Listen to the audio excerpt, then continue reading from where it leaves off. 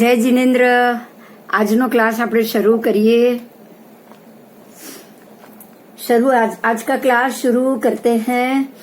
जो last class में जो सब्जेक्ट छोड़ा हुआ है वहीं से आगे जा रहे हैं। उससे पहले कोई क्वेश्चन हो तो बोलो, क्योंकि एक हफ्ता निकल गया है। अगर कोई प्रश्न है या कुछ है तो आप बता सकते हो।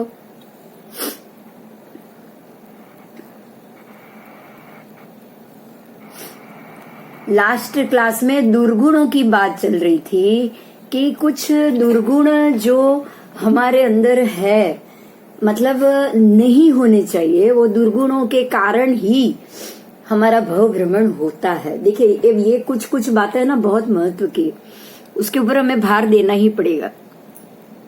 परमात्मा कह रहे हैं कि अगर मोक्ष जाने की इच्छा जिन जिन व्यक्ति की हो, उनको दुर्गुणों से मुक्त होना पड़ेगा। और कौन कौन से दुर्गुणों से मुक्त होना पड़ेगा, यहाँ पे उसकी भी बात है कि भाई उनको कौन कौन से दुर्गुणों से मुक्त होना चाहिए। खास करके दुर्गुणों को ज्यादा महत्व घटाने के लिए दिया गया है, इस चीज पे भार देना है।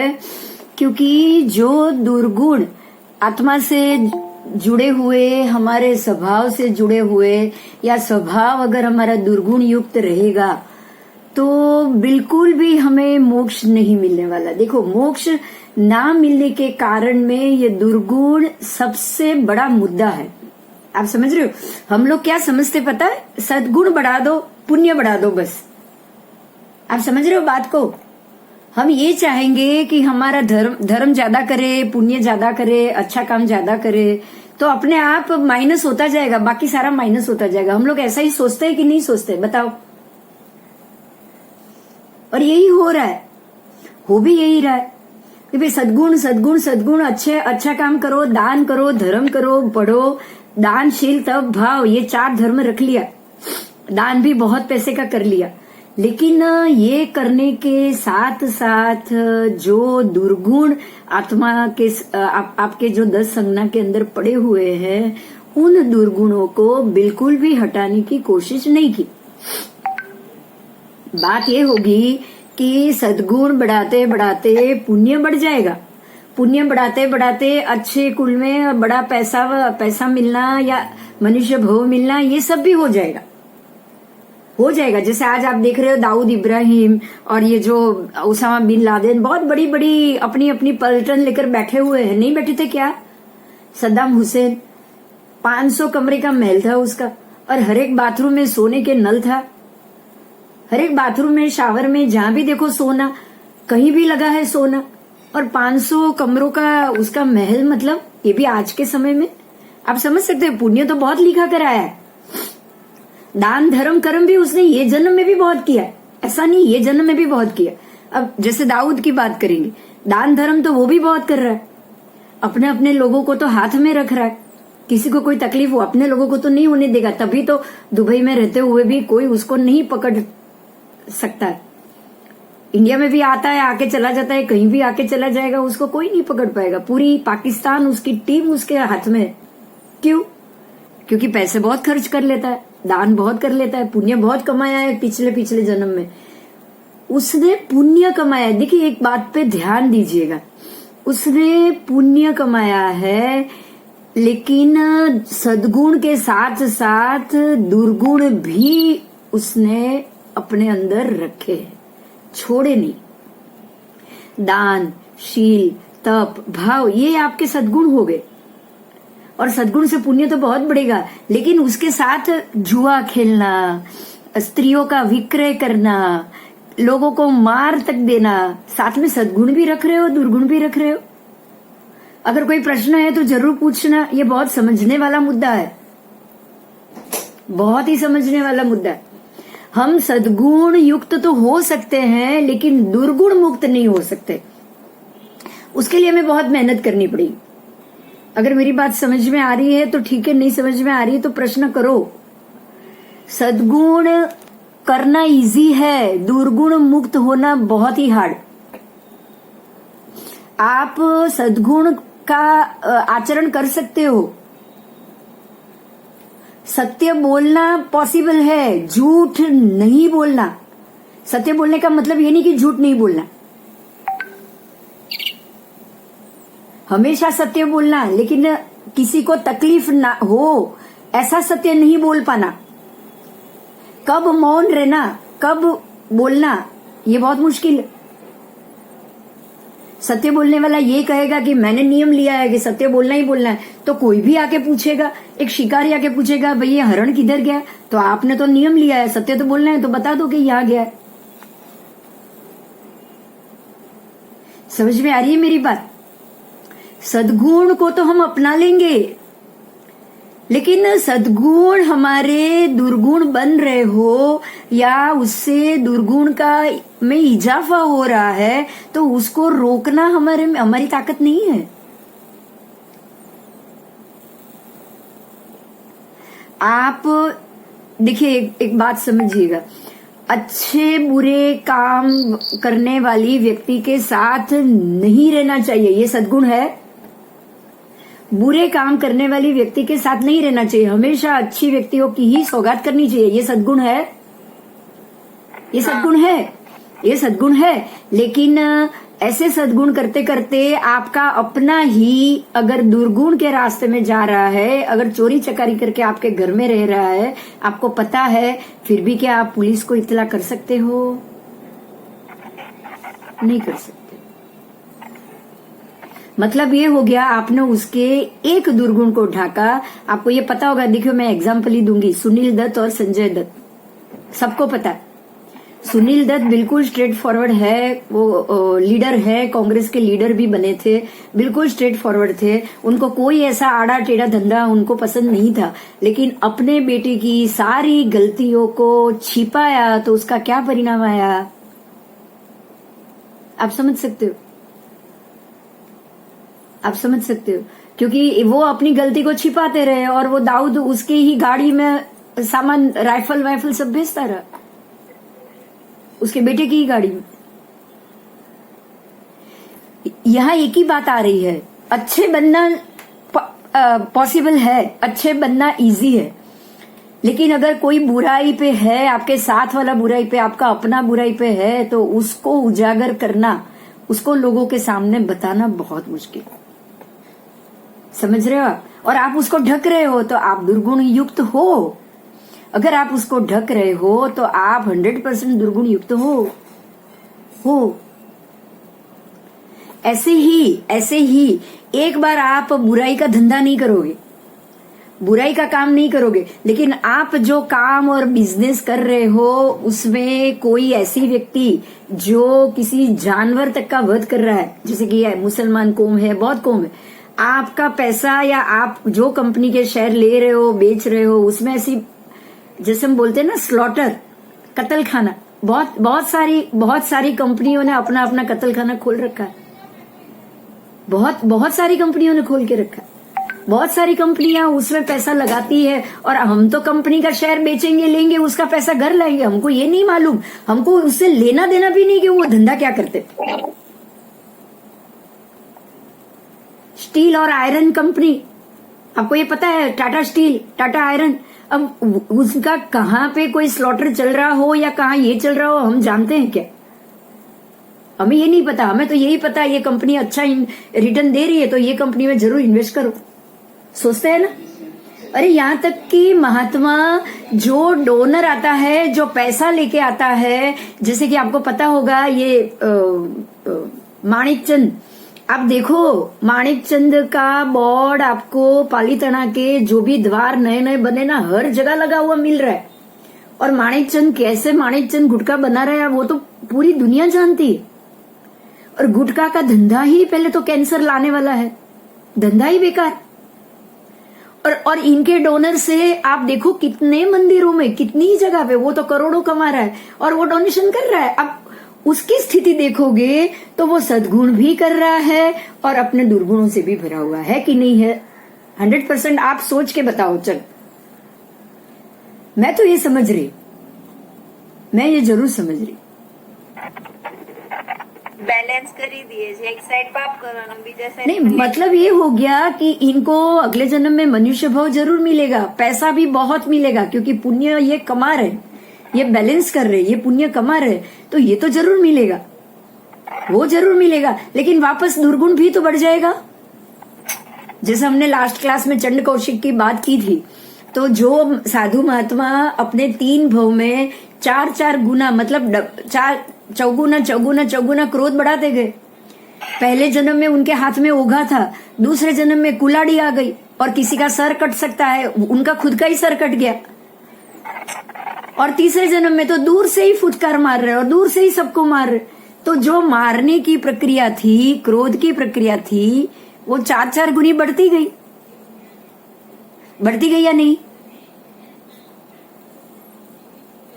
तो यहां हमें यही समझना है कि सिर्फ सद्गुण बढ़ाने से कुछ नहीं होगा, साथ में दुर्गुण भी घटाने पड़ेंगे।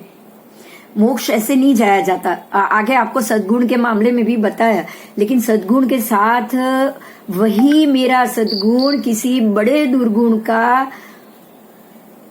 कारण ना बन जाए। समझ में आया?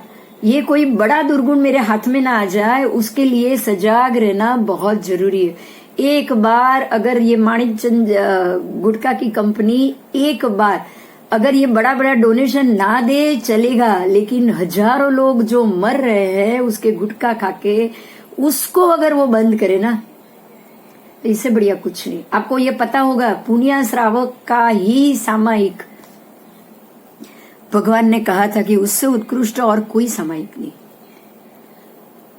क्योंकि वो अपने जो भी धन कमाता था, उससे जो भी खाना खाता था, उसमें से एक भी धन कोई भी दुर्गुण युक्त रास्ते का नहीं होना चाहिए। वो इसका बराबर ध्यान रखता था। अगर किसी दिन वो अन्न उसके पेट में चला जाए ना, तो उसको लगता था कि मैंने कहीं गलती की, मतलब वो फील करता था, वो अपनी आत्मा में फील करता था कि आज कुछ मेरे से अनिति हुई। हाँ या ना? हाँ, तो अब आगे जाएंगे हम और भी इसमें देखेंगे कि इसीलिए आपको ये दुर्गुण से युक्त होना बहुत जरूरी है। अभी जो हो चुके हैं उनके मामले में मैं 2-2 लाइन ही बोलूंगी कि अन्य जीवों के प्रति अंतर में रहा द्वेष भाव, उसको कम करना ही चाहिए। अगर मेरे अंतर में अन्य जीवों के प्रति द्वेष भाव है, तो ये सबसे बड़ा दुर्गुण है। समझे आप? मेरे भीतर में अन्य जीवों के प्रति कोई भी प्रकार का द्वेष नहीं होना चाहिए। कोई अगर मेरा नुकसान भी करके जा रहा है, तो भवितव्यता को महत्व देना है। उसके गलती या उसने किया ऐसा बिल्कुल नहीं सोचना, बिल्कुल नहीं सोचना। आज का पूरा आप देखोगे समाज, या आज का जो भी आपको पता होगा, जन्म कुंडली में भी पितृदोष, जो हिंदू ज्योतिष पद्धति है ना, पितृदोष, फिर ग्रहण दोष, ये सारा दोष लगा देती है। क्या लगाते हैं? तो कि जो हमारे पहले के पिता जो अशुभ कर्म कर गए ना, उसी के कारण मुझे तकलीफ हो रही है। पितृदोष का मतलब क्या हुआ? काल दोष का मतलब क्या हुआ?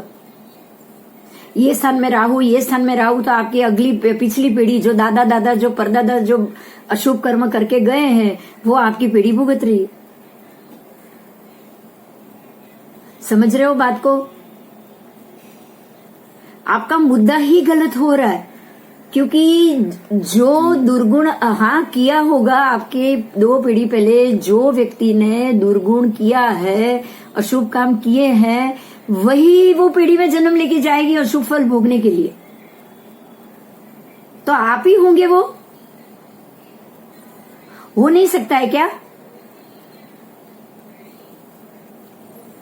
अगर मेरे 3 पीढ़ी पहले ऐसा कोई काम हुआ हो, मैं बताऊं आपको, एक बहुत ही रिसेंट हमारे पालनपुर में बना हुआ ये एग्जाम्पल है, दाखला है, और बहुत समझने जैसा है। आज से मानो आप 80 साल पहले की बात, 80 साल पहले की ये बात है। एक ऊपर की पीढ़ी और बेटा था 20 साल के आजू बाजू का, और उसके ऊपर की पीढ़ी, मतलब माता पिता घर बना रहे थे पालनपुर में ही।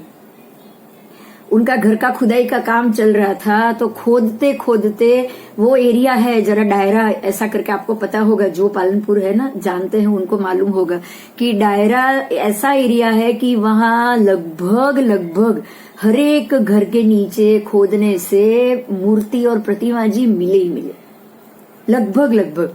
तो ये अपना घर के नीचे खुदाई करा रहे थे उन ज्यादा, क्योंकि अगर आप ज्यादा डीप खोदोगे तो मिलेगी। अब उनको तो एक ही माल का बनाना था, उन्होंने ज्यादा डीप नहीं खोदा था, लेकिन नीचे से एक नाग और नागण की जोड़ बारी। वो खुदाई के काम में जब चल रहा था, ट्रैक्टर चल रहा था, तब अंदर से एक नाग और नागण की जोड़ निकली जमीन के अंदर से, जो अंदर रह रही थी, और दोनों बाहर निकले। तो ये लड़के ने, तब वो 20 साल का था, ये लड़के ने बोला ट्रैक्टर वाले को कि तू इसको जाने मत देना, ये किसी के भी घर में घुस जाएगा, किसी को भी मार देगा, तू इसको खत्म कर। और वो ट्रैक्टर, उसके ऊपर ट्रैक्टर चलवा दिया वो लड़के। तब वो सिर्फ 20 साल की उसकी उम्र, और उसने दोनों को वहीं पे ही प्राण ले लिए उसके। अब हुआ ये समझने जैसी बात है। यही जो व्यक्ति है ना, उसका ही बेटा, उसके 2 बेटे, आपको समझना है, उसको 2 बेटे हुए। छोटा बेटा 27-28 साल का था, और बॉम्बे में ट्रक एक्सीडेंट में स्कूटर के नीचे, ट्रक नीचे आ गया, स्कूटर पे था, और उसी वक्त खत्म हो गया।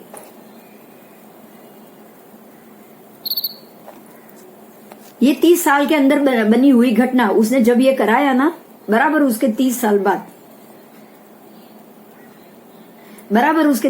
बाद वही 25 साल या 26 साल का लड़का स्कूटर के नीचे, स्कूटर चला रहा था, ट्रक के नीचे बंबई में आ गया और कुचल कर मर गया।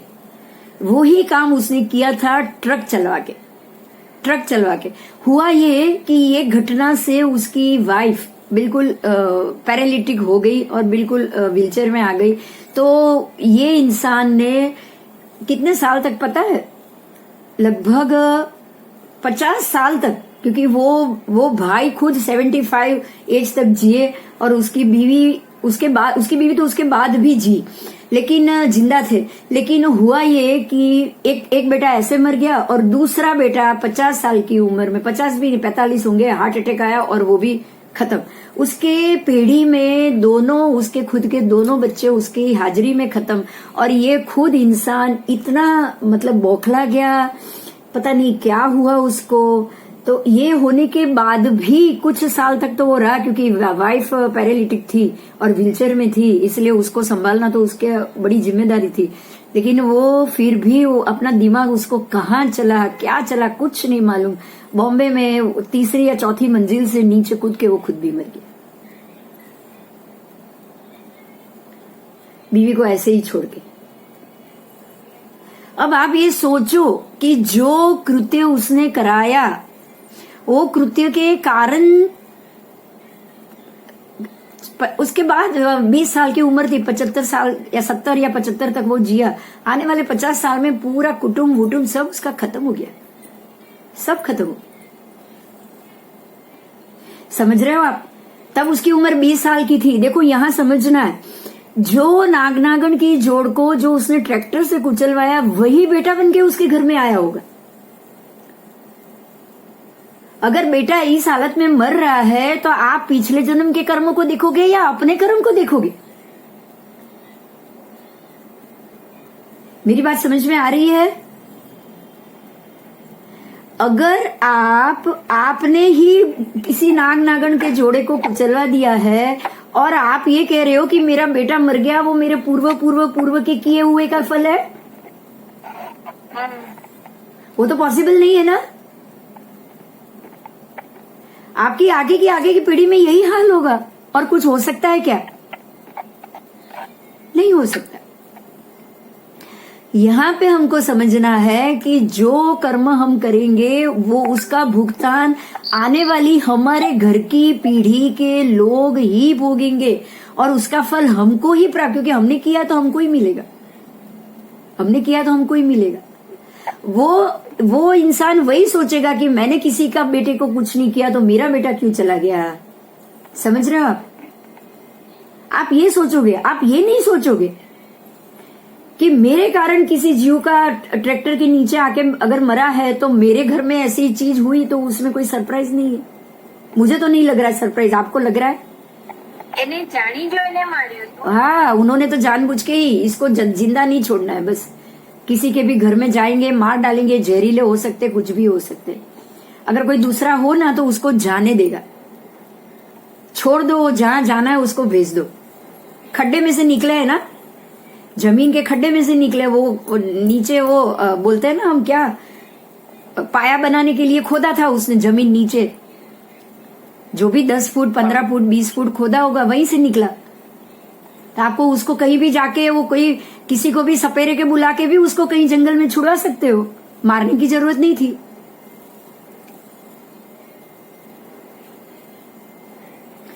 ये तो हमको पता है इसलिए मैंने एग्जाम्पल दिया, लेकिन हमको यही बात पे ध्यान देना है कि ऐसे कर्म अगर हमसे हो जाए तो आपको समझना है कि आपसे हुआ है तो आप ही उसका फल भोगोगे, बराबर। तो अब ये क्या हुआ, अन्य जीवों के प्रति अंतर में रहा द्वेष भाव हुआ कि नहीं हुआ? બિંદુબેન, हाँ, એમાં પછી એની વાઈફની શું મિસ્ટેક, ઈ પેરાલિટિક થઈ ગઈ તો?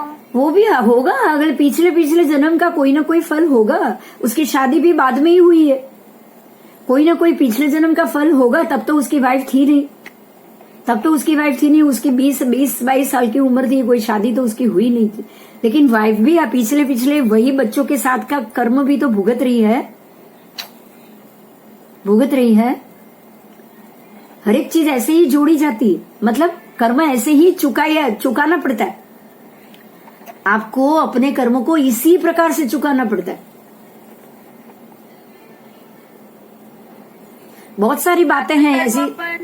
सारा कर्म पण આવી રીતે જ આવે।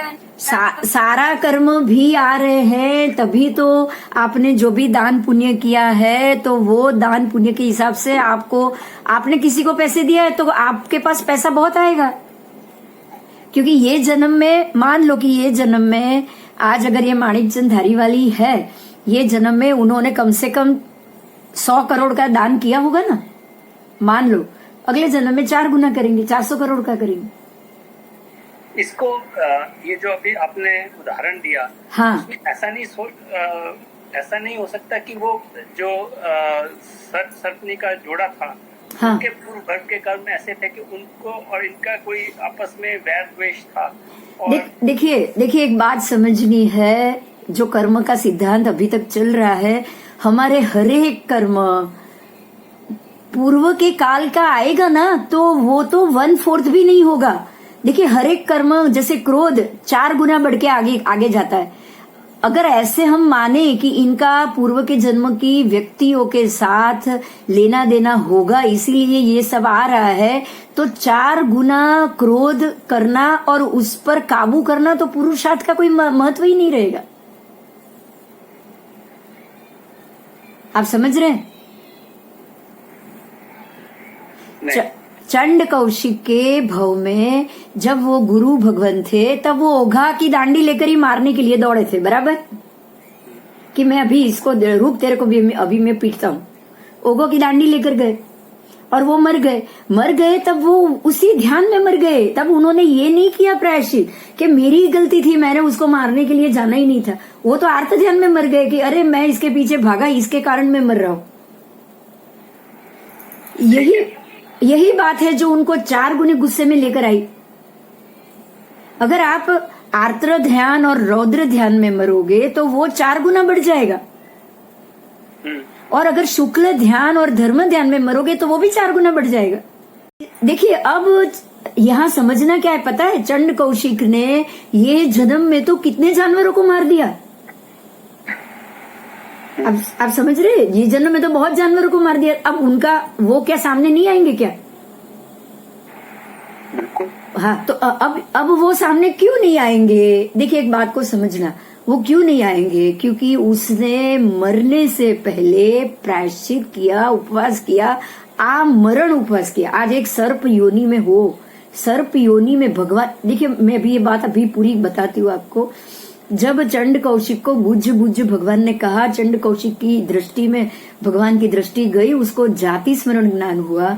चंड कौशिक शब्द सुन के हुआ, क्योंकि चंड कौशिक, कौशिक तो वो था ही पिछले जन्म में, और वो भी चंड, उसको चंड बोल के इसलिए बुलाते थे क्योंकि उसका गुस्सा बहुत था, इसलिए उसका नाम चंड था।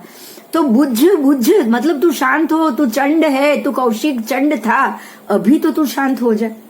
भगवान ने इतना कहा, उसको जाति स्मरण ज्ञान हुआ, वो बिल्कुल शांत हो गया। वो अपना मुख आधा दर में लगा के बैठ गया, पूरा शरीर बाहर है। 15 दिन तक उसने खाना पीना सब छोड़ दिया। आपको ये बताए कि जब वो 15 दिन तक खाना पीना छोड़ के, क्योंकि सर्प योनि में है, योनि तो क्रोध वाली है बराबर, उसको चींटी करड़े काटे, ये काटे, कभी भी वो अपने मूल स्वभाव में आ सकता है, ये सोच के भगवान भी 15 दिन वहीं पे रुके रहे।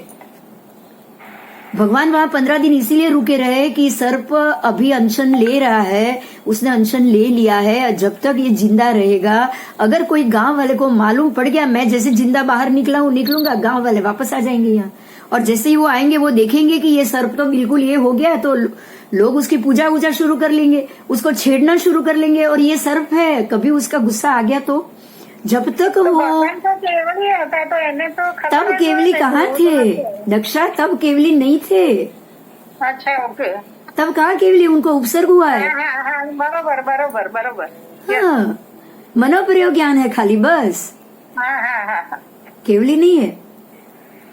तो उसको साता करने के, क्योंकि देखिए आपका जो सवाल है ना अनिल जी, यहीं पे है कि उसने इतने लोगों को ये जन्म में 4 गुने क्रोध से मारा, लेकिन अपने मन को उसने बिल्कुल मरने से पहले अपनी इंद्रियों को गुप्त कर लिया है, पूरी तरह वो शुक्ल ध्यान में चला गया। आप धर्म ध्यान कह सकते हो, शुक्ल ध्यान कह सकते हो, शुक्ल ध्यान का अंतिम पाया इसमें नहीं कह सकते, लेकिन वो तिर्यंच है, उसको जाति स्मरण ज्ञान हुआ है, और वो जाति स्मरण ज्ञान इसीलिए हुआ क्योंकि उसने पहले सम्यक दर्शन किया होगा। सम्यक दर्शन नहीं हो ऐसे तिर्यंच को कभी जाति स्मरण ज्ञान नहीं होता है। तो हमें यही समझना है कि हम अगर मन से नक्की करें तो कितने भी अशुभ, कितने भी बुरे पंचेंद्रिय जीवों की हिंसा क्यों ना हुई हो, आपने मन से चाहा, मन से वही चाह पाएगा जिसका सम्यकत्व जिंदा है, जो क्षायिक संकिति हो या जो क्षायोपशमिक संकिति हो। हमने पहले भी एक और उदाहरण लिया था अर्जुन माली का। अर्जुन माली के 6 हत्या उसने 6 महीने तक की है, 6 पुरुष 1 स्त्री, 7 हत्या उसने रोज की है, रोज की। अगर ऐसे कर्म चढ़ने लगेंगे ना कि नहीं ये भोगे बगैर तो मरना ही नहीं है, ये भोगे बगैर तो मरना ही नहीं है, वो भी समकीर्ति जीव था, चरम भवी था, वो तो चरम भवी था, उसके सत्ता में एक क्षायिक समकित था, उस वक्त मौजूद था। वो क्षायिक समकित होने के कारण, चरम भवी होने के कारण, वो जो यक्ष उसके शरीर में प्रवेश करता था ना, वो हत्या करता था। अर्जुन माली ने तो अपने मन से सोचा ही नहीं कि वो किसी को मारे। यहां भी ये फर्क पड़ जाता। क्षायिक समकीर्ति कितना भी क्लिष्ट पाप करे, वो क्षायिक समकीर्ति है तो उसका अगला जन्म होने वाला ही नहीं है। समझ रहे हो आप? जैसे वो प्रसन्न चंद्र राजर्षि, भगवान कह रहे हैं कि अभी अगर वो आयुष्य बांधे तो वो 7वीं नरक में जाएगा, लेकिन वो क्षायिक समकीर्ति था, उसको आयुष्य बांधना ही कहां था, उसको आयु बांधना ही नहीं था। यहां आपको यही समझना है कि क्षायिक समकीर्ति या क्षायोपशमिक समकीर्ति, एक बार समकीर्ति अंदर आ जाए ना, फिर ये जो सारा जो हत्या या ये जो होती है ना, वो सारे निमित्त होते, बिल्कुल निमित्त होते। इनके सामने ये नाग नागिन की जोड़ आई थी, अगर इनके अंदर थोड़ा भी सम्यक दर्शन होता तो अन्य जीवों के प्रति द्वेष भाव वो कभी नहीं लाते। सम्यक दर्शन ही यही कह रहा है कि वो नाग नागिन है तो मुझे द्वेष करना ही नहीं उसके ऊपर, वो अपने स्वभाव में है, वो उसको जाने दो बस। अब जाने देते या नहीं जाने देते बताओ? नहीं, वो संकेती नहीं है, वो मैं मानता हूँ। पर ये पुराने भव के भी तो द्वेष भाव हो सकता है ना, जो अभी फिर आया, फिर वो आगे बढ़ेगा। जैसे पार्षद भगवान के भी कमठ के 10 भवों तक उनका क्रोध आपस में चलता रहा, आपस में द्वेष भाव उनका कमठ उनके साथ करता रहा। तो वैसे भी हो सकता है ना, ये नया कर्म ही हो, उसका भी नहीं। मैं समझाती हूँ। अगर सम्यक दर्शन आया है तो आने वाले समय में आपको अपने पुराने कर्म का ही मतलब उत्पन्न होना समझना है। अगर सम्यक दर्शन आ गया है तो, क्योंकि सम्यक दर्शन आने के बाद जीव के अंदर अब ज्यादा भव करने की इच्छा ही नहीं रहती। देखिए, पहली बात ये 100% राइट। सम्यक दर्शन आ जाए, हाँ बोलिए। हाँ जी, बोलिए आप। सम्यक दर्शन आ जाने के बाद जीव के अंदर मोक्ष की इच्छा जाग जाती है। वो यही सोचता है कि मतलब आपकी ग्रंथि भेद छूट जाता है। ग्रंथि भेद का छूटना ही आप वीत राग, मतलब राग ज्यादा नहीं और द्वेष भी ज्यादा नहीं, आप मध्यस्थी में आ जाते हो। ये तो 100% तय है, क्योंकि यही सम्यक दर्शन की इफेक्ट। अगर सम्यक दर्शन है और ऐसा कुछ उत्पन्न हुआ है तो वो आपके पूर्व के कर्म चुकाने का निमित्त है। और अगर सम्यक दर्शन नहीं है तो ऐसे समय में आप नया कर्म बांध रहे हो। समझ रहे हो? पहले ये बात समझ में आई? सम्यक दर्शन नहीं है मतलब आप नया कर्म बांध रहे हो। तो कहने का अर्थ ये है कि इनको मारना उनका पूर्व कर्म का कारण है, ये बात नहीं है। अगर सम्यक दर्शन नहीं है तो ये नया कर्म बांध रहे थे, अब इसका भुगतान तो और आगे आगे होगा। तो कैसे पता चलेगा कि नया कर्म बांध रहे हैं? यही कारण है, आपको कैसे पता चले? अगर आपके अंदर सम्यक दर्शन आ जाए ना भाई साहब, तो कोई भी जीव के प्रति आपको करुणा भाव आएगा ही आएगा। नहीं, वो मैं मानता हूँ। तो इनको भी आ जाता। ये नाग नागिन को मारते नहीं जानबूझ के। वो सम्यक में नहीं होंगे, ये मैं मानता हूँ। पर पूर्ण भव के कर्मों का भी उदय हो सकता है ना, कि उनके ऐसे कर्म हैं कि उन्होंने उसको मारना है। और वो जो सर्पनी है, नाग नागिन का जोड़ा है, उन्होंने उसके हाथों मरना है। ये ऐसे कर्म पूर्व भव के कर्म भी तो हो सकते हैं। अच्छा, मैं आपको एक बात बताऊं। जब तक हमें सम्यक दर्शन नहीं आता है ना, सुनिएगा, आपको तो पता है ना पुद्गल परावर्त का कितना समय है, आप ये जानते हो? एक जीव निगोद के गोले से बाहर निकल के उसको जब तक सम्यक दर्शन ना हो तब तक तो वो सारा कर्म नया ही बांधता है, नया ही बांधता है। अब वो पहले जन्म में उसने बांध लिए, उसको भुगतने के लिए जब वो भुगत रहा है तब वो और नया बांधेगा, क्योंकि सम्यक दर्शन नहीं। तो जो भी क्रिया हो रही है उससे और नया। देखो, दुर्गुण है ना, पहले तो सबसे पहले ये जानो दुर्गुण है क्या। अगर किसी के ऊपर मुझे द्वेष आ गया ना, तो इसका सबसे पहला अर्थ ये हो गया कि मैं उसके ऊपर द्वेष इसलिए कर रहा हूं कि ये सारा इसी के कारण हो रहा है, मेरी तो कोई गलती ही नहीं। जब ये बात जब तक चालू रहेगी, ये बात जब तक आपके अंदर भीतर में चालू रहेगी, तब तक आप प्रति क्षण नया कर्म का बंद करोगे। मैं मेरी गलती ना मानूं और हमेशा सामने वाले की गलती मानूं, ये तो हमारे रोज बरोज में बहुत होता है। हमारे आसपास के लोगों से भी ये हम फील करते हैं कि भाई गलती मेरी है ही नहीं, गलती सामने वाले की है, चाहे उसकी ही गलती क्यों ना हो। ये तो बहुत बार होता है। और आप ये समझो कि ये सारा ऐसा सोचने के बाद आप जो भी कर्म बांधोगे, सारा का सारा नया कर्म बांधो। तेरी सिचुएशन में क्यों पता है आपके सामने समय था कि ये समय ऐसा आया है कि जो आपके पुराने कर्म आपके सामने खुले हैं, पुण्यानुबंधी पुण्य का समय आया कि भाई कुछ पुण्य का उदय किया होगा, जो आप अभी मनुष्य भव में हो, आप जैन धर्म में हो, आप धर्म समझे हो, तो पुण्यानुबंधी पुण्य का उदय है। और ऐसे में ऐसे कर्म का सामने आना और वो भोगते भोगते उसको खत्म करना। आप अगर संभाव में हो तो ही पुण्यानुबंधी पुण्य, लेकिन अगर आप संभाव में ना हो, आप मिथ्यात्व में हो, आपको कोई सम्यकत्व नहीं है ना, तो ये पुण्यानुबंधी पाप का उदय हो जाएगा,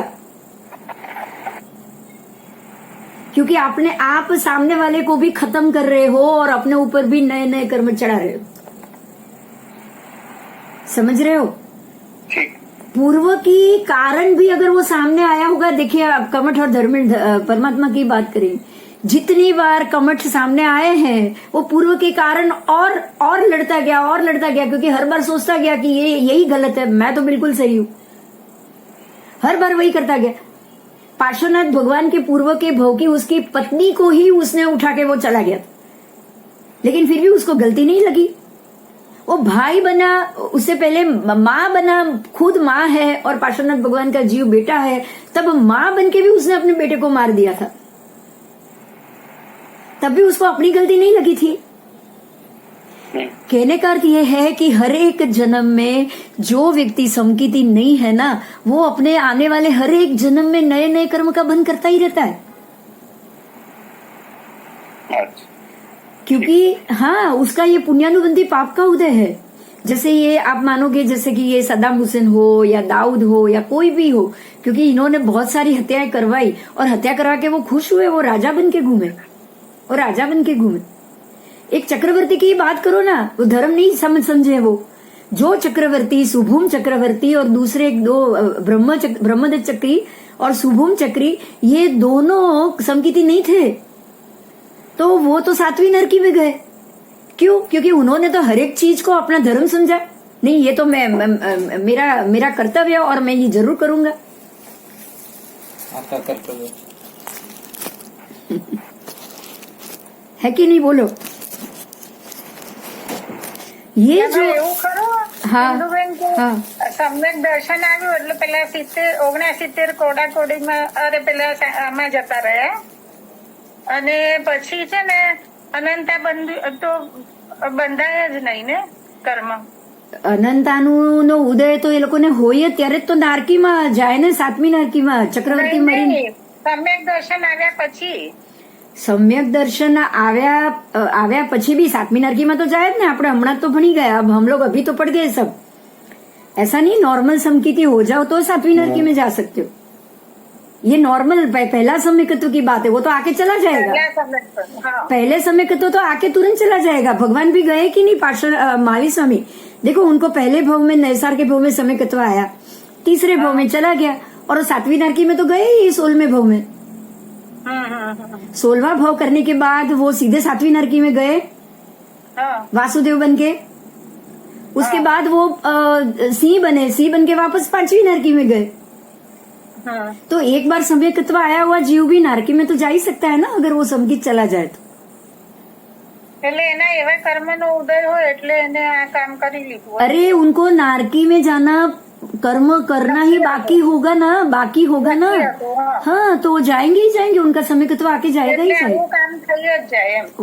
वही तो बात है, जो निमित्त सामने आता है ना। देखिए एक बात समझिए, बढ़ी जाए निमित्त तीव्र द्वेष भाव किसी भी जीव के ऊपर का तीव्र भाव, तीव्र द्वेष दुर्गुण है, ये बात तो आज आपने मान ली, बराबर। तो जो चक्री बना है, जो वासुदेव बना है, उसको तो पूरी की पूरी दुनिया के सबके सब राजा के ऊपर एक दूसरा चक्री, भरत चक्री, जो उसी भव में मोक्ष जाने वाले हैं, वो ये सोचेगा, वो ये बोलेगा कि मैं कोई राजा के नगर के बाहर जाऊंगा, उसको भेजूंगा संदेश कि भाई मैं तेरा नगर जीतने आया हूं, तू चुपचाप जीत के तू मेरा शरणागति कबूल कर ले, मैं किसी से लड़ना नहीं चाहता। समझ रहे हो आप? तो वो सामने वाला राजा भी जानेगा कि भाई मैं इनसे हार जाऊंगा, इससे तो अच्छा है कि मैं इसकी शरणागति मान लूं। वो भेंट सौगात लेके उसके सामने खड़ा हो जाएगा। तो ऐसा चक्री है, उसी भव में मोक्ष जा सकता है। समझ में आ रही है ये बात? पहले क्यों? क्योंकि ये पुण्यानुबंधी पुण्य बांध रहा है। ये अपने जो चक्री बनने के जो कर्म लिखा के आए हैं, वो कर्म को बिल्कुल स्मूथली, बिल्कुल शांति से उसको खत्म कर रहा है, संभावी होके। और जो राग द्वेषी है, जो प्रत्येक जीवों के ऊपर द्वेष भाव लेकर बैठा है ना, उसको तो मौका चाहिए कि अरे ऐसे थोड़ी छोड़ना है, उसको खत्म करके ही छोड़ना है।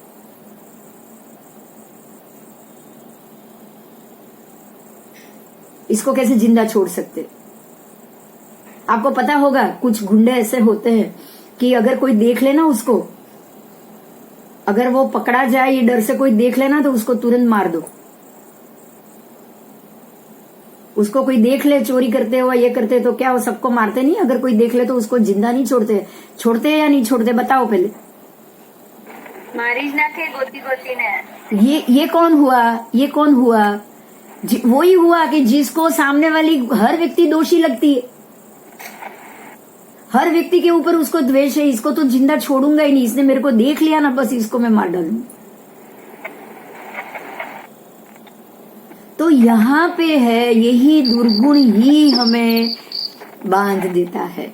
हमें यही समझना है। हम अपने आप को जज कर सकते हैं और हमको करना भी चाहिए, हमको करना भी चाहिए। हम अपने आप ये जज करेंगे कि अगर हमारे यहाँ हमारे अंदर कहीं से भी ऐसा कोई दुर्गुण है, अगर किसी के व्यक्ति के लिए भी मुझे द्वेष भाव आ जाता है ना, तो ये दुर्गुण। फिर बहुत पहले स्कूल में पढ़ते थे तब जिससे लड़ाई हुई थी उससे तो मैं आज भी सामने आए तो मैं मुंह फेर लेती हूँ। होता है ना ऐसा? तो ये तो कितने 1 साल ऊपर निकल गया ये वैर तो। अब तो ये पहले संवत्सरी में उसको मिच्छामी दुक्कड़म करना चाहिए या नहीं करना चाहिए? तीव्र द्वेष ने केવી રીતે कंट्रोल થાય? कोई अपना ऊपर द्वेष करे तो? कोई अपने ऊपर द्वेष, आप कोई अगर हमारे ऊपर भी द्वेष करेगा ना, तो यही सोचना है कि कोई कारण है जो मैंने गलत किया होगा, वो भी पूर्व के जन्म। बिना निमित्त कोई नहीं आता आपके सामने। अगर आप संभावी हो तो ये सोचोगे, समझिएगा। अगर आप संभावी नहीं हो ना, तो उसने मेरे पे क्यों गुस्सा किया, मैंने तो उसका कुछ नहीं बिगाड़ा, आप ये तो सोचोगे ही नहीं कि आपकी गलती हो सकती। बराबर? आपको अपनी गलती तो लगेगी ही नहीं। आप तो ऊपर से ये बोलोगे कि देखो खुद ही बेकार आदमी है, एकदम गलत आदमी है और मेरे पे गुस्सा कर रहा है। समझ में नहीं आता उसको, वो समझता क्या है? बोलते ना हम अपने एनी जात ने समझे तो आपड़ा બધું ઘણું બોલી નાખીએ। કોઈકનો ગુસ્સો કોઈક ઉપર ઉતારી દે। यही गलत है। किसी का गुस्सा किसी पे उतारना यही दुर्गुण है, यही सबसे बड़ा दुर्गुण। इसी को तो मिथ्या बोले। मिथ्या क्या है? मिथ्या का मतलब गलत। गुस्सा मेरा किसी और के लिए, आज मेरे घर में मूड नहीं है, आज सुबह से चाय नहीं मिली और कोई आ गया कोई बोल दिया तो गुस्सा उसके ऊपर कर दिया। बोलो सही किया क्या? नहीं। हाँ, फिर क्यों किया? क्योंकि आप अपने आप पे ही कंट्रोल नहीं रख सकते। आपको हर बार में सामने वाले की गलती दिख रही, हर बार सामने वाले की गलती भी इसीलिए दिखेगी क्योंकि आपको सामने वाले हर एक जीव के ऊपर द्वेष है। देखिएगा, अगर आप हर एक जीव को एक जीव के रूप में और एक जैसे हम बोले ना कि भाई उससे भी अच्छे से बात करनी चाहिए, मतलब अगर हम डाउन टू अर्थ रहे ना, हम जमीन पे रहे ना, तो हर एक आने जाने वाली व्यक्ति से हंस के बात करेंगे कि नहीं करेंगे? चल करेंगे। जो भी वॉचमैन किसी के भी बिल्डिंग में गए वॉचमैन को सलाम करेंगे, हंसेंगे, वो भी हंस के बात करेगा कि नहीं करेगा? करेगा। हम भी करेंगे कि नहीं? उससे हम कब करेंगे? जब हमें वो व्यक्ति भी बराबर और सही और इंसान के रूप में दिखे तो अगर हमको ये लगेगा कि ये क्या है, वॉचमैन गिरी कर रहा है, अरे तू वॉचमैन है, तेरी औकात क्या है? गाड़ी मैंने थोड़ा सा ऐसे लगाया, मेरी मर्जी, मैं नहीं करूंगा, सीधा झगड़ा कर लेंगे हम वॉचमैन से। किसी के बिल्डिंग में जाएंगे और ऊपर से झगड़ा करेंगे, ये 2 बार आगे पीछे करे, अब मैं नहीं करूंगा, ऐसे ही बीच में छोड़ के जाऊंगा। ऐसा होता कि नहीं होता है? बहुत बार होता है। रोड पे भी अगर कोई गाड़ी कट मार के चली जाए, अच्छा अब यही बात, अगर कोई ड्राइविंग कर रहा है और बार बार उसको कट मारने की आदत हो, पति क्यों नहीं? आप ये सोचो कि आपको हर एक गाड़ी को कट मारने की आदत है, मतलब आपको हर एक चलाने वाला बुरा लग रहा है। अनिल जी कट मारी ने एना पाछा मारी गाड़ी नो एक्सीडेंट थाय एने शुं करूं? हाँ अनिल भाई, हाँ बोलो, ये बात बोलो। अभी हर एक गाड़ी को जो कट मार के जाता है ना, कट मार के जाना और उसको आगे नहीं जाने देना, क्या है बोलो? ये क्या है बोलो? द्वेष भाव ही हुआ ना? द्वेष। हाँ, बस यही। और ये आदमी हर एक व्यक्ति से नया कर्म बंद कर रहा है। आपको यही समझना है, अगर आपके अंदर तीव्र राग है, तीव्र द्वेष है, तो हर एक कर्म के भोगने के वक्त नया कर्म बंद होगा ही होगा। बहुत सिंपल लॉजिक भगवान ने बता दिया। બહુ પેશન્સ રાખવું પડે। बहु पेशेंस। आप एक बात समझना, एक बात बहुत ध्यान से समझना, जब वितरागता आ जाएगी ना राग ना द्वेष, कोई भी व्यक्ति बुरा नहीं, हर एक जीव बहुत अच्छा है, हर एक जीव मेरे जैसा ही है, उसके अंदर मेरी जैसी ही आत्मा है। अगर एक बार ये सोच लो ना, तो उसके बाद आपको नहीं, बिल्कुल मेहनत करने की जरूरत नहीं। आप वो, अगर कोई वांदा भी चल रहा होगा ना, अगर कोई वो अभी जो अड़सिया और कीड़ा भी अगर आप गाड़ी में बैठो उससे पहले दिखेगा ना, तो 10 मिनट मेहनत करके एक पेड़ का पत्ता तोड़ोगे, उसको उसके ऊपर लोगे, कोने में रखोगे, फिर बाहर निकलो। क्यों? क्योंकि आपको उसके ऊपर भी करुणा है। पता ही है कि ये दूसरे घंटे में मर जाएगा, मालूम है, लेकिन फिर भी आप उसको बचाओगे। यही समझना है कि अगर द्वेष है तो आप किसी को नहीं बचाओगे, सबको खत्म करना बहुत बहुत मामूली बात, क्योंकि ये द्वेष आगे बढ़ते बढ़ते बढ़ते वासुदेव तक ले जाएगा। जैसे ही द्वेष बढ़ेगा आप वहां तक पहुंच जाओगे। કેમ દ્વેષ વધે તો આપણે વાસુદેવ બની જઈએ? वासुदेव, प्रति वासुदेव, उसको तो 6 खंड के सारे, अगर आप चक्रवर्ती बन गए तो 6 के 6 खंड को जीतने के लिए जाओगे तो सबको मारना आपके जिम्मे में है कि नहीं? तो फिर तो द्वेष बढ़ाएंगे। हाँ, લોભ અને દ્વેષ બંને વધારે હશે। लोभ, अरे द्वेष बढ़ा तो सब चीज बढ़ी। आप वितराग में नहीं हो, आपकी 10 की 10 संज्ञा बहुत पावरफुल हो जाएगी। अगर आप 10 संज्ञाएं जो है ना बहुत महत्व की है, मैंने पहले भी बोली है, आगे पढ़ने में आएगी तब वापस पता चल जाएगा।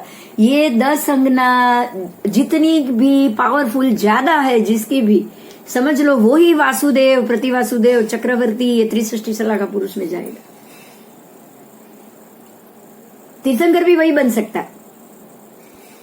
फिर से कह रही हूँ, वो वालिया लुटारा था ना, तो इतना बड़ा गुरु भी नहीं बन पाता।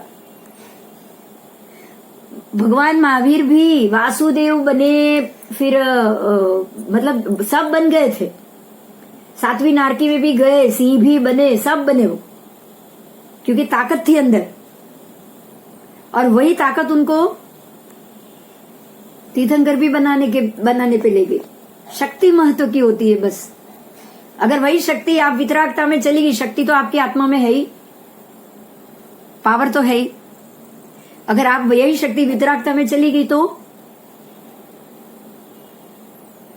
आप सब जीवों को बचाओगे। आपके अंदर ताकत है कि आप सबको बचाओ, तो जीती जैसे। हाँ, तो ही जीत जाएंगे। मतलब ये है कि हमें करना क्या है, हमें दुर्गुणों से मुक्त होना है।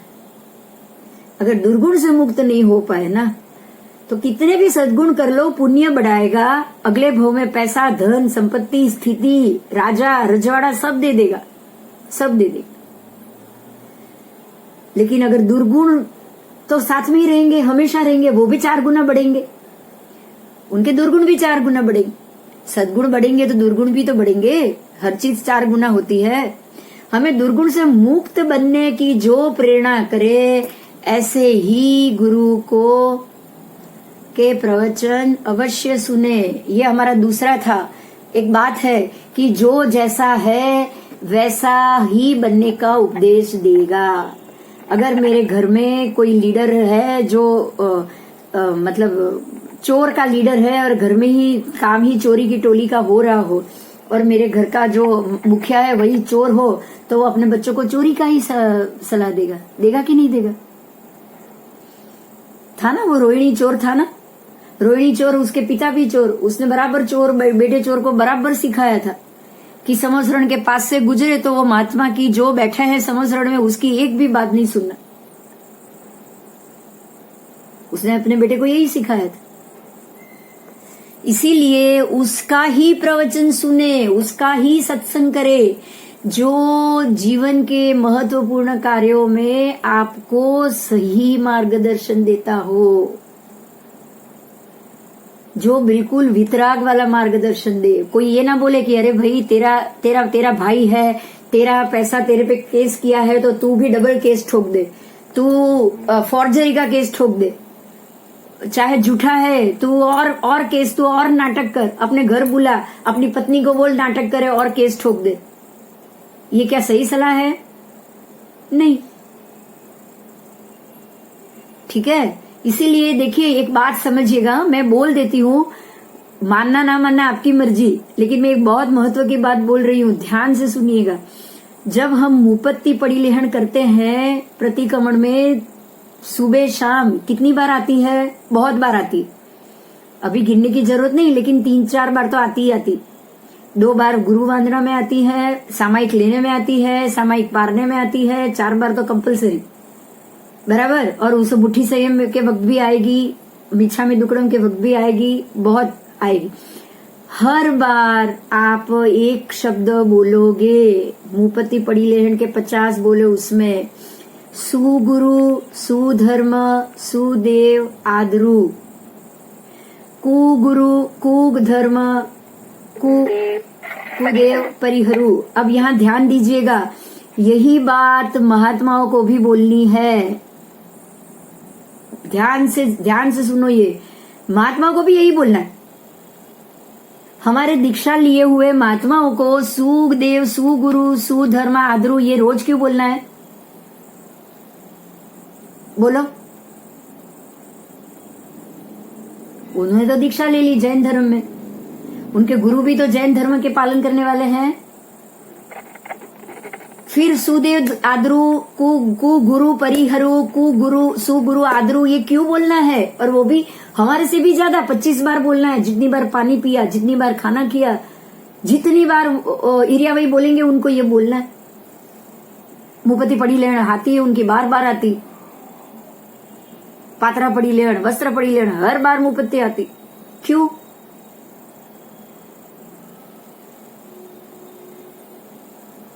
कितनी बड़ी बात है उसमें, पता है? सुगुरु, सुधर्म, सुदेव, जो जीव संकीर्ति है, जो वितरागी है, जो मोक्ष जाने की क्षमता धरा रहा है, उसके लिए। और कुगुरु, कुधर्म, कुदेव मतलब क्या? जैन के अलावा बाकी का धर्म कुधर्म है। अन्य धर्म से फिर मोक्ष कैसे होगा? जैन धर्म में तो ये भी बोला ना, अन्य धर्म से मोक्ष है। मतलब ये हो गया कि अन्य धर्म का मतलब कुधर्म नहीं हुआ। हाँ या ना? हाँ। समझ में आई है मेरी बात? बहुत महत्व की है।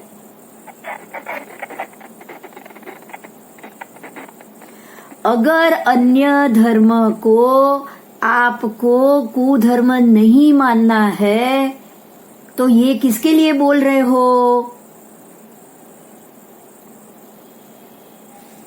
सिर्फ मिथ्यात्व के लिए।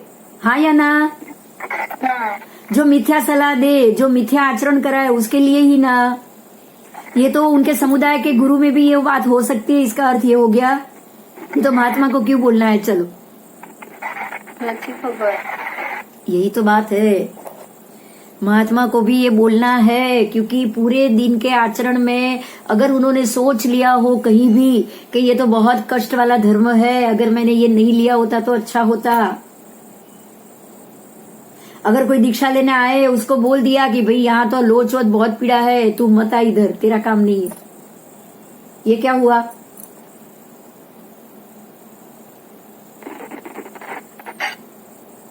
क्या हुआ? बोलो।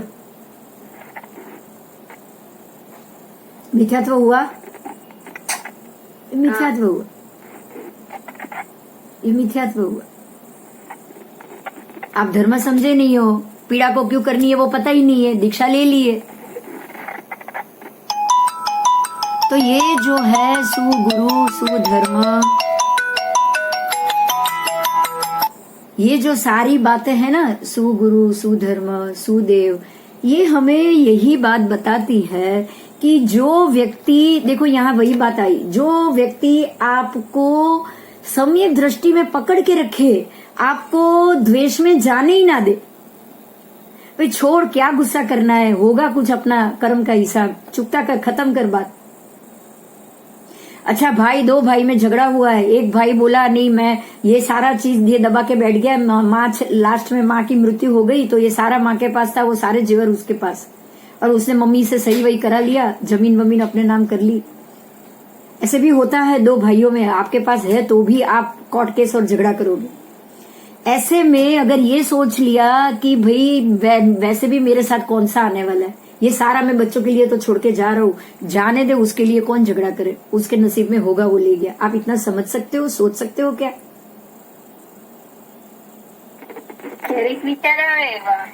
ना ना, विचार घड़ीक नहीं है, यही विचार करना है। अगर आप ऐसे विचार करोगे और ऐसी सलाह देने वाला कोई मिल गया तो आपको ये समझना है कि ये ऐसी व्यक्ति का सत्संग हुआ है जो सुगुरु है।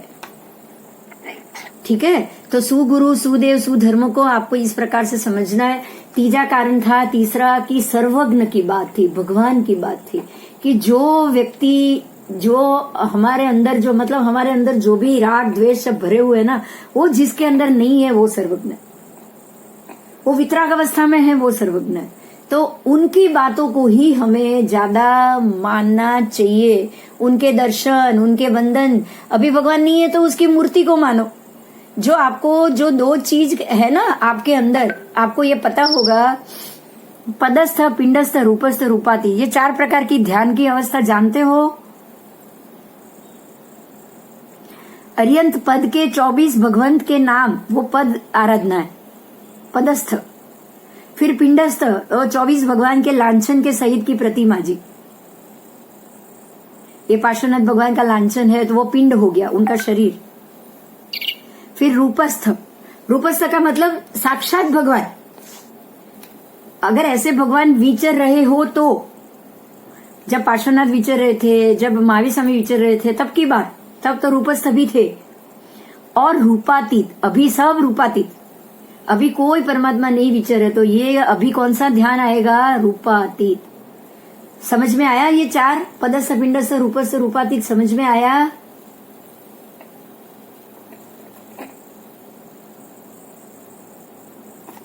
ये चारों प्रकार के अवस्था के परमात्मा की ही पूजा। तो मूर्ति पूजा पाप हुई क्या? बताओ जरा। लास्ट टाइम हमने ये किया था। अगर पदस्थ पिंडस्थ दोनों की प्रतिमा जी की पूजा करना पुण्य है तो मूर्ति पूजा पाप नहीं है ना? मूर्ति पूजा या फोटो पूजा, अगर मूर्ति पूजा फोटो पूजा पाप है तो फिर हम अपने बाप दादा की तस्वीर क्यों लगाते हैं? हम इसीलिए लगाते हैं ताकि उनके संस्कार, उन्होंने अच्छे काम करे हैं, उन्होंने अच्छा किया है, तो उसकी फोटो और उसकी तस्वीर तो हम लगाएंगे ही लगाएंगे। बराबर। अब चौथा है, जो हमें दुर्गुण मुक्त बना सके ऐसे पुस्तकों का वांचन अवश्य करना चाहिए। जो अभी आप पढ़ रहे हो, जो भी कर रहे हो, वही है। आपको ये पुस्तक पढ़ के हमेशा वितरागी ही बनना चाहिए। ऐसी सलाह मिली है कि नहीं मिली है? बस हमें दुर्गुण के नाश करने चाहिए, हमें सद्गुण को बढ़ाना चाहिए। आप यही सब सीख रहे हो, तो ऐसे पुस्तकों का ही वांचन करना चाहिए।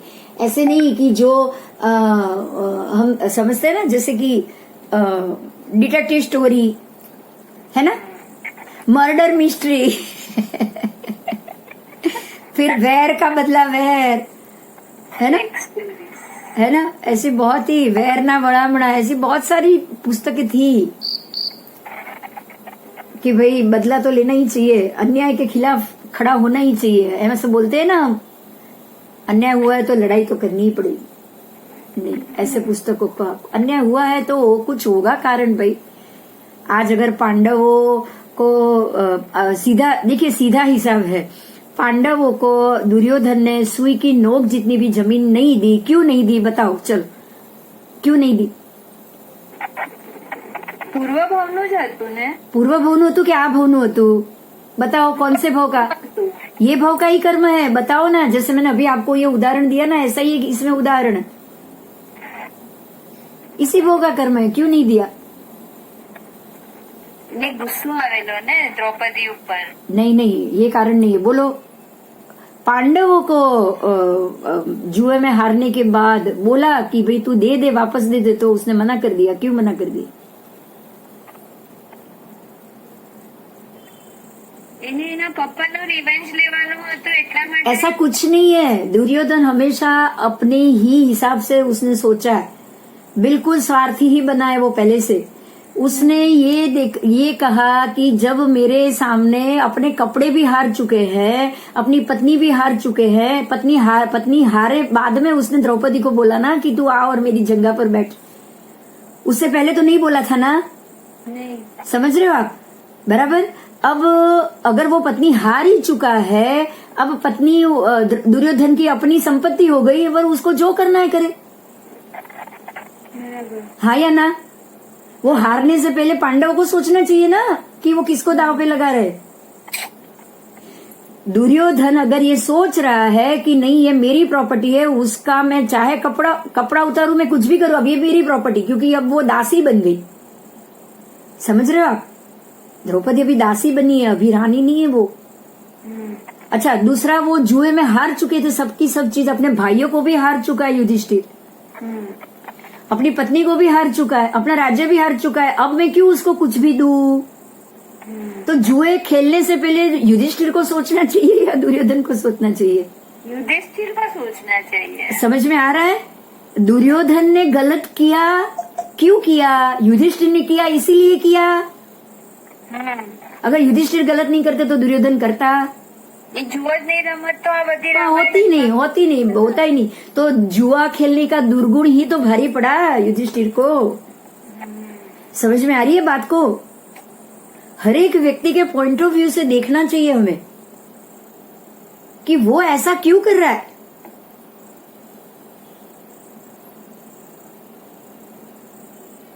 सामने वाला अगर ऐसा कर रहा है तो क्या वो उसकी जगह गलत है?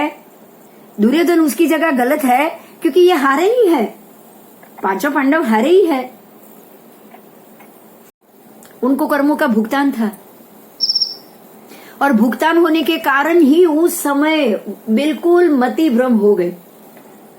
क्या बुरा क्या भला उनको पता ही नहीं है, जो सामने आता गया वो खेलते गए। इसको आप जरूर निमित्त कारण कह सकते हो अनिल जी, इसको आप कह सकते हो ये कर्म का उदय था। और इसी कर्म के उदय के वक्त, उदय होने के बाद भी उन लोगों ने 13 वर्ष का वनवास स्वीकार कर लिया, क्योंकि उदय था, किया था तो भुगतना पड़ेगा। उन्होंने किसी को भी जिम्मेदार नहीं ठहराया। वो बोले आपको नहीं रहना है, आप 12 साल आप कहीं भी नौकर बन के रहो, तो सब रहे, मतलब वन में रहो, और 13वां साल सब नौकर बन के रहे ना।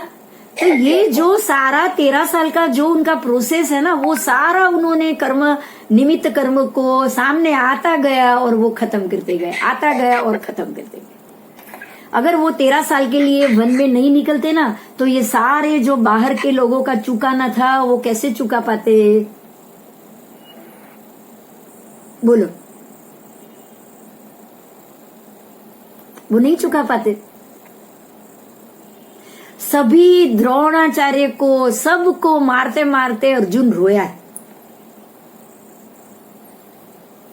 अर्जुन तो पहले ही दिन मना कर रहा था, मैं नहीं लड़ूंगा, मैं अपनों को कैसे मार सकता हूं। यही उसका सम्यक दर्शन था।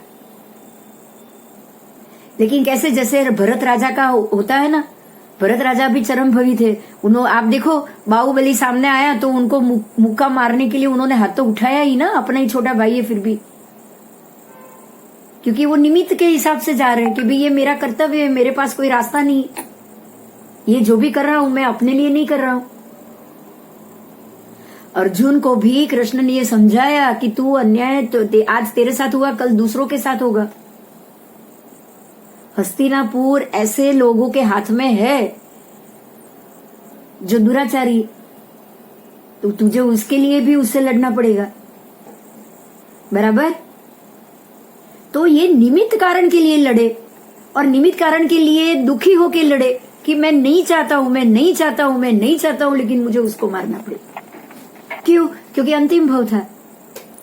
तो आप निमित्त कारण से कर्म को भोगो और उसको खत्म करो।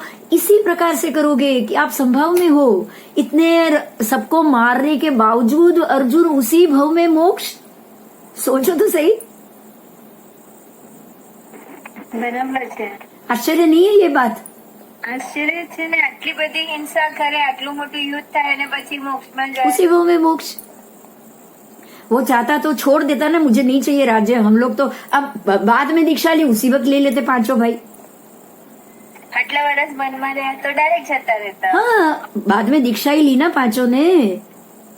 जीतने के बाद भी तो दीक्षा ही ली, तो पहले ही चले जाते।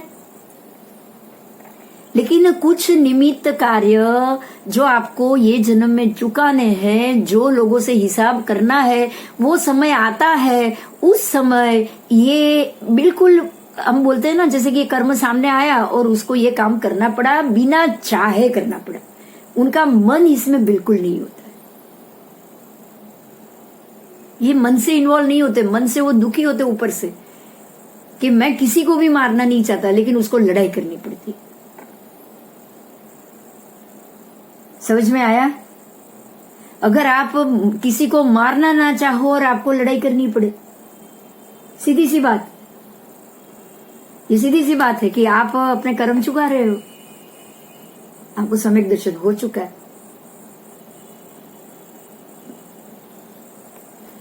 बराबर। अब उसके बाद का है हिंसा, झूठ, चोरी, अनीति, व्यसन, दारू, मांस भक्षण। देखो क्या क्या बुराई है। जुआ, परस्त्री गमन, आदि सारे दुर्गुण वर्धक जीवन शैली, सारी दुर्गुण वर्धक। इसमें एक ही थी, जुआ। अब आप सोचो कि जो संभावी हो, उसी भव में मोक्ष जाने वाला हो, ऐसा युधिष्ठिर क्या जुआ खेलेगा? लेकिन उसको जुए की लत थी ना। क्यों लत? इसीलिए थी कि उसी से उसको आगे कर्म भुगतना था। अगर वो लत नहीं होती तो क्या उन लोगों का, सभी पांडवों का, द्रौपदी का कर्म चुकते होता? नहीं हो पाता, नहीं हो पाता। बराबर। तो आपको बराबर इसको इस प्रकार से लेना है। आगे करेंगे। जो जो काम करने से हमारे अंदर का दुर्गुण नाश हो और सद्गुणों का विकास हो, ये सब धर्म। आपको जो क्रिया करने के बाद आपके अंदर के सद्गुणों का विकास हो और दुर्गुणों का नाश हो। जैसे मैंने बोला, अभी हमारे जैसे ही उदाहरण हम लेंगे कि भाई दो भाइयों में झगड़ा हो रहा है प्रॉपर्टी के लिए, तो प्रॉपर्टी में झगड़ा नहीं करना है। छोटा भाई मांग रहा है, थोड़ा ज्यादा मांग रहा है, अरे जा भी ले जा, मैं वैसे भी मैं कौन सा मेरे साथ लेके जाने वाला हूं। और आदमी ये सोचे कि अगर पुत्र सुपुत्र है, अगर सुपुत्र है तो उसके लिए धन इकट्ठा करने की क्या जरूरत है, अपने आप वो कमा लेगा अगर सुपुत्र है तो। और अगर पुत्र कुपुत्र है तो उसके लिए भी धन इकट्ठा करने की क्या जरूरत, वो तो सब गवा देगा। ये आप वही सोच सकता है जो समदृष्टि वाला हो। दूसरा तो ये सोचेगा कि अरे भाई को कम जाए, मेरे बच्चों को ज्यादा मिले।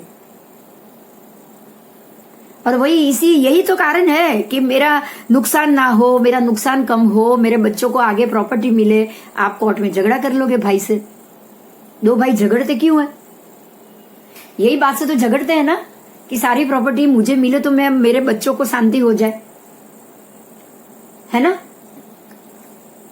तो ये लोभ और लालच से ही हमारे अशुभ दुर्गुण बढ़ते हैं। ये धर्म नहीं। फिर धर्म, ब्रह्मचर्य का पालन खास करें। अपनी शक्ति का एक बिंदु भी व्यर्थ ना गुमाओ। ये शक्ति है, वीर्य को संभाल के रखना ही शक्ति है। और ये शक्ति अगर आपने संभाल के रखी तो संकल्प शक्ति, आंतरिक पवित्रता, मानसिक एकाग्रता और तीव्र स्मरण शक्ति, ये सब बढ़ेंगे, सब बढ़ेंगे। अगर आपके अंदर की ताकत को अगर मजबूती से रखना है तो ब्रह्मचर्य का पालन बहुत जरूरी है, बहुत जरूरी, जितना हो सके।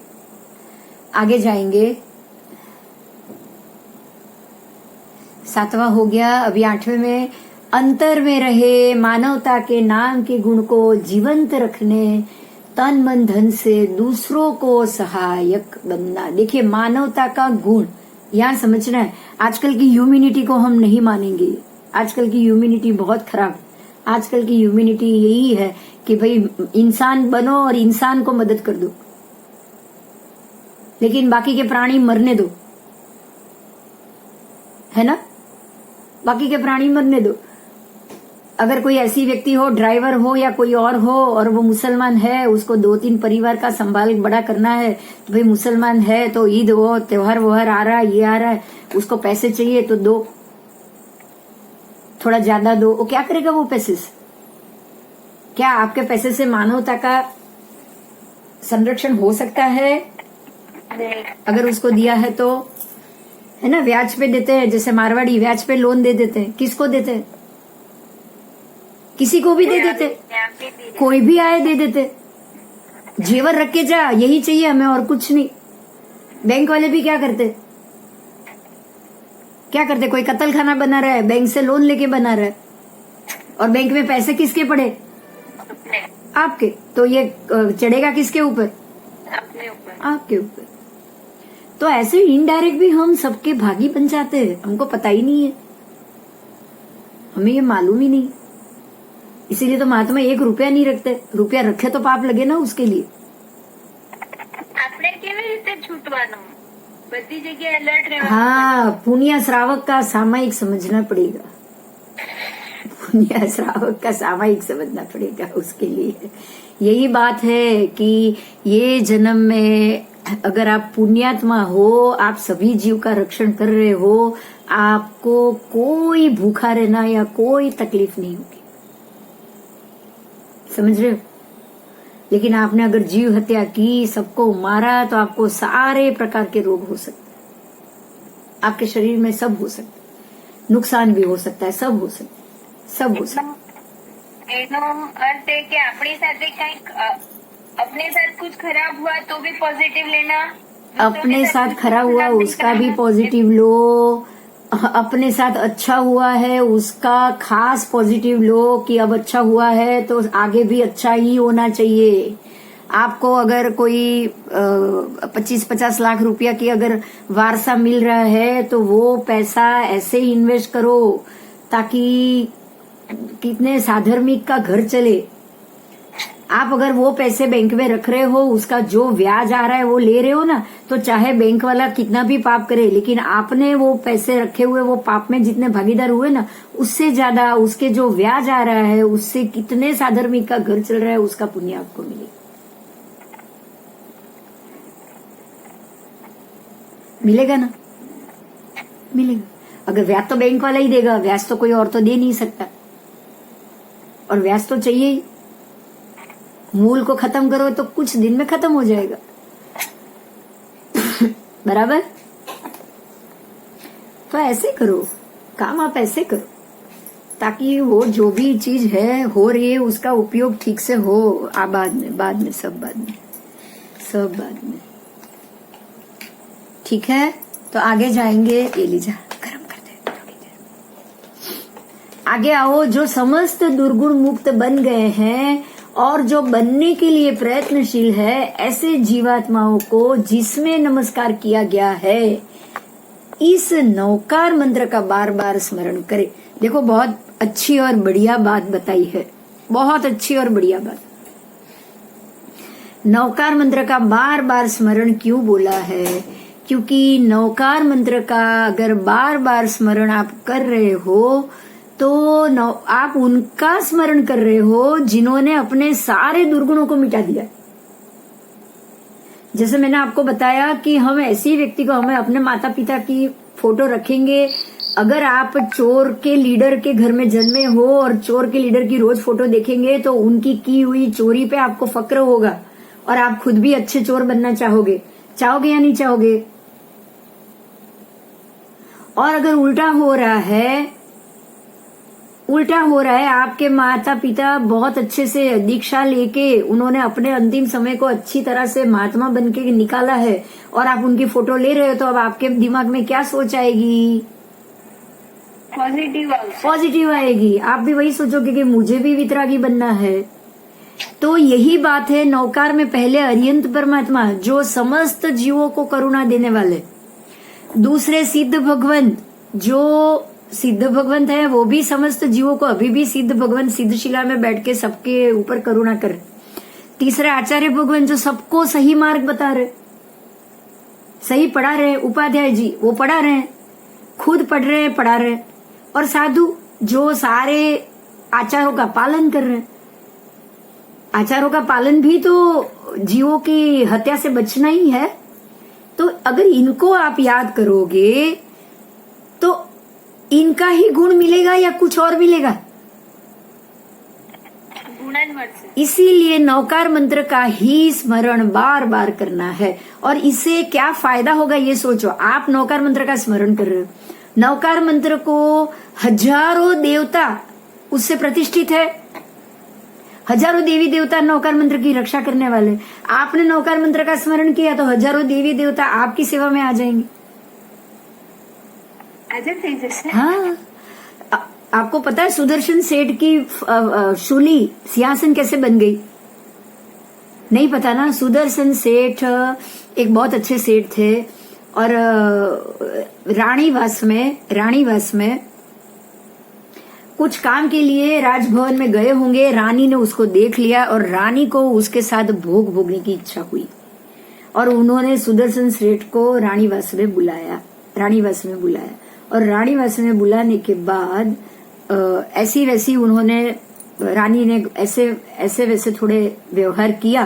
सुदर्शन सेठ वहां से तुरंत निकल गए कि मुझे आपकी कोई ऐसी बातों में रस नहीं है, वो निकल गए। अब सुदर्शन सेठ को मालूम पड़ गया कि अब ये रानी कुछ भी करेगी, क्योंकि ये स्त्री चरित्र है। जिसने ऐसा दुर्व्यवहार चाहा है वो अब सुदर्शन सेठ को परेशान करने के लिए कुछ भी कर सकती। तो जब राजा का बुलावा आया तब सुदर्शन सेठ समझ गए कि अब कुछ गड़बड़ हुई है। वो घर से बोल के ही गए कि मैं जा रहा हूँ, पता नहीं क्या होगा, बराबर मैं वापस आऊं या ना आऊं। वो गए राजा ने उनको आरोप दिया कि आपने कुछ रानीवास में जाके कुछ किया, बदतमीजी किया, चोरी का आरोप लगाया, कुछ भी लगाया, अब आपको फांसी होगी सीधा। अब सुदर्शन समझ गए। सुदर्शन सेठ ने बोला नहीं क्या बात, वो क्यों गए वो भी बोला नहीं, वहां जाने के बाद क्या हुआ वो भी बोला नहीं। वो समझ गए कि मैं कुछ भी बोलूंगा राजा रानी की ही बात सुनेंगे। वो कुछ नहीं बोले और उन्होंने बोला ठीक है आपको जो करना है करो। राजा ने भरे दरबार में नगर के बीच में सुदर्शन सेठ को फांसी की सजा देने का हुक्म दिया। जैसे ही नगर में उनको फांसी की सजा देने के लिए शूली पे लटका, शूली और सब बनाया, शूली तैयार की गई फांसी देने के लिए, सुदर्शन सेठ ने नौकार मंत्र का जाप शुरू कर लिया और खुद समकीती थे। वो तो उसी भव में मोक्ष गए, सम्यक दृष्टि थे और नौकार का भी वो उतना उनका जाप और सब था। तुरंत शूली सिंहासन बन गई ऑटोमेटिक नौकार मंत्र के प्रभाव से। नौकार मंत्र के प्रभाव से बहुत सारे रिजल्ट आए, क्योंकि देव देवी उसकी रक्षा करते हैं। देखो यहाँ पे वही लिखा है, मैं पढ़ रही हूँ, सुनो। नौकार मंत्र का जाप क्यों करना चाहिए? हजारों देवताओं से अधिष्ठित इस नौकार मंत्र के प्रभाव से बहुत सारी आफतें आने से पहले ही भाग जाती, आवश्यकताएं पूर्ण होती है और मन को अत्यंत शांति प्राप्त होती। सुदर्शन सेठ को भी हुई, सुलसा को भी हुई, बहुत सारों को हुई। तो नौकार के जाप से हमारी सारी आने वाली आफतें अपने आप, हजारों देवी देवताओं से वो शोभित है, वो पूजित है, तो वही हजारों देवी देवता आपको तो हेल्प करेंगे ही ना, करेंगे। हाँ, आपको कोई पीड़ा मिलेगी नहीं इससे।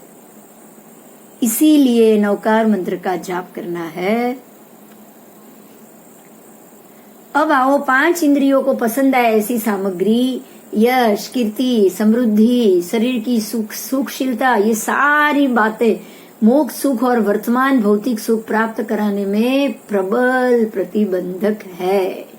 इन तीनों से सदैव दूर रहो। देखो, पहली बात, अगर आपको मोक्ष चाहिए और आप बोलोगे मुझे शरीर तो मेरा स्वस्थ ही होना चाहिए, अगले भव में भगवान तू मुझे शरीर स्वस्थ देना, आप शरीर स्वस्थ मांग रहे हो, मतलब आप अगला भव मांग रहे हो એટલે એ નહીં માંગવાનું. ना। मेरी मृत्यु कैसी होगी, उस समय मेरी क्या स्थिति होगी, वो भी नहीं मांगना। છઠ્ઠો પેલો સંગ્રહ સમ ચતુર્થ સંસ્થા નહીં પણ નહીં તો પછી कुछ नहीं, कुछ नहीं, सिर्फ मोक्ष मांगना है। अपने आप आपके दुर्गुण कम होते जाएंगे तो शरीर अपने आप शुद्ध मिलता जाएगा। उसको अनायास होने दो, मांग के नहीं।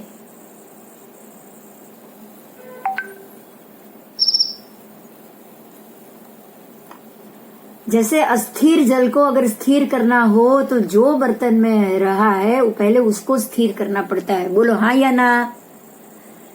अस्थिर जल को स्थिर कैसे करोगे? जो बर्तन में है उसको आप सीधा रख दोगे, स्थिर। जल अपने आप स्थिर हो जाएगा, जल अपने आप स्थिर हो जाएगा।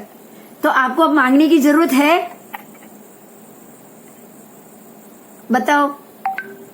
अगर आपको शरीर और देह अच्छा चाहिए, सारे दुर्गुण हटाओ, सद्गुण बढ़ाओ, दुर्गुण हटाओ, अपने आप शरीर शुद्ध होगा। क्योंकि कर्म घट रहे, आत्मा की शक्ति बढ़ रही है, तो शरीर तो शुद्धि आत्मा की वजह से ही तो है। शरीर में रोग आत्मा के ऊपर लगी अशुद्धि के कारण है। वीर्यांतराय का हुआ, अंतराय हुआ, शक्ति का अंतराय होगा तो ही रोग आएंगे ना। उसकी जगह शक्ति का उघाड़ होगा तो क्या रोग आएंगे? नहीं आएंगे। तो अच्छा शरीर तो मांगना ही नहीं। इन्होंने मांगा, विश्वभूति अणगार ने, कि भगवान तू मेरे जितने उपवास किए उससे मुझे प्रबल शक्ति दे। वो शक्ति लेके उन्होंने क्या किया? वासुदेव बनके 7वीं नारकी में गए, क्योंकि मांगी थी ना शक्ति। शक्ति मांगी और सम्यक दृष्टि थे नहीं। तो जीवन को अगर बिल्कुल इसी तरह सद्गुणमय बनाना है तो ऊपर बताए गए और इनके सिवा के सारे दुर्गुण नाशक और सद्गुण वर्धक जितने भी उपाय हो, वो सबको हमें रोग में चिकित्सा की तरह अनिच्छा पूर्वक भी आत्मसात करने पड़ेंगे। शुरू में अनिच्छा होगी, बाद में अपने आप वो आत्मसात हो जाएगा। अब आपको अनिच्छा करने की जरूरत नहीं। मेहनत पड़ेगी शुरू में, सद्गुण युक्त बनना है, दुर्गुण को छोड़ना है, बहुत मेहनत करनी पड़ेगी। मेहनत पड़ती है ना उसमें? पड़ती है कि नहीं पड़ती? पड़ती है। तो मेहनत हमें करनी पड़ेगी। और ऐसा श्रेष्ठ सद्गुणमय जीवन जीने के लिए जीव को यहाँ पे शांति और समृद्धि ही प्राप्त होती है। अगर आप श्रेष्ठ और सद्गुण, आने वाले जन्मों में भी अच्छे अवतार मिलेंगे और कुछ ही जन्म में जन्म मरण के चक्र से मुक्त होके आत्मा अनंत अक्षय सर्वोत्कृष्ट और संपूर्ण ऐसा मोक्ष सुख पाकर खुद भगवान बन जाएगी। बोलो हाँ या ना? हाँ। तो अब हम सद्गुण भी लाएंगे, दुर्गुणों को भी निकालेंगे। तो मोक्ष, यस, मोक्ष सुख को पाकर आत्मा को परमात्मा बनाना हो तो उसके लिए सबसे जरूरी अगर कोई वस्तु है तो सच्चा ज्ञान। अब ये सच्चे ज्ञान हम अगले क्लास में करेंगे, ठीक है? क्योंकि 8:45, 8:40 हो चुके। ठीक है? तो जो सच्चा ज्ञान है वो क्या है? अब सच्चा ज्ञान, मोक्ष सुख कैसे पाना है वो आ गया, उसके लिए कैसा बनना है वो आ गया, क्या क्या चाहिए, सद्गुण लाना है, दुर्गुणों को तो पहले हटाना है, फिर वितराग दशा में आना है, ये सारी चीज आ गई, सारी संज्ञाएं छोड़नी है। अब सच्चा ज्ञान क्या है? तो वो होगा सम्यक ज्ञान। सच्चा ज्ञान का मतलब ये सच्चा सम्यक ज्ञान, उसके लिए अब हम अगले क्लास में चर्चा। हाँ, सैटरडे क्लास लेवानुं छे, लेना ही है 7 बजे। आप तो आ रहे हो ना सारिका जी? आप आ रहे हो? नूतन जी आप आ रहे हो? हाँ जरूर। हाँ बस, तो शनिवार को हम ये क्लास ले लेंगे। बाकी जो नहीं आने वाले होंगे ना, वो शायद अरुण विजय जी महाराज का क्लास है उस दिन, इसलिए कुछ लोग नहीं आएंगे। तो ठीक है, वो अगर जो नहीं आने वाले होंगे ना वो लेक्चर सुन लेंगे, लेकिन अपन शनिवार को जरूर क्लास लेंगे, बराबर। तो ये हफ्ते के 2 क्लास हो जाए, क्योंकि पिछले हफ्ते तो पूरा क्लास ही नहीं हुआ है। हाँ जी। ठीक, तो अभी शनिवार को शाम को 7 बजे। प्रणाम। प्रणाम प्रणाम प्रणाम। प्रणाम। जय जिनेन्द्र।